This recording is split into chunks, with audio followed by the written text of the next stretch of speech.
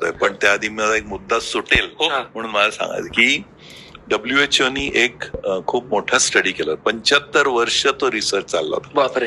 त्यासाठी 4 research teams बदलल्या, कारण ते मेले लोक, म्हणजे आता म्हातारे होऊन गेले असं होऊन ते 4 रिसर्च टीम 75 वर्षाच्या स्टडी नंतर, जो कित्येक हजारो लोकांवरती केलेला होता, त्यांनी जे निष्कर्ष काढले की व्हॉट इज गुड लिव्हिंग किंवा व्हॉट इज लॉंग लिव्हिंग, त्याच्यामध्ये टॉपला काय आहे तर तुमचा जनसंपर्क किती आहे.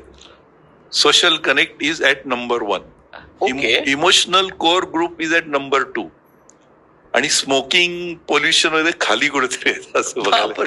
इतकं तो महत्वाचा स्टडी आहे. म्हणजे इट इज स्टार्टलिंग आहे तो स्टडी, आणि WHO व्हेरी ऑथेंटिक स्टडी. मी तो त्यातले डिटेल्स पण वाचलेत मी, त्यामुळे मी ते पण सगळ्यांना सांगत असतो की बाबा फॅमिली अँड फ्रेंड्स ह्याला तुम्ही अंडर प्ले करू नका. It is phenomenally important for good living, prevent heart attack, समजे सगळे चांगलं हेल्थ राहावी, लॉंग लाईफ मिळावं, याच्यासाठी ते खूप महत्वाचं आहे. म्हणजे खरंच लास्टला कुठेतरी क्लीन एअर आहे त्याच्यात. हे 10 पॉइंट्स त्यांनी मांडले, शेवटी क्लीन एअर आहे.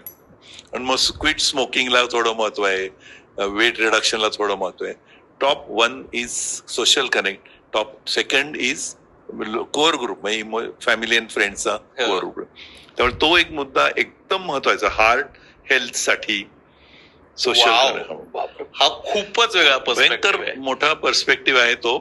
आणि त्यामुळे मला हे ना खूप आवडतं सोशल मीडिया.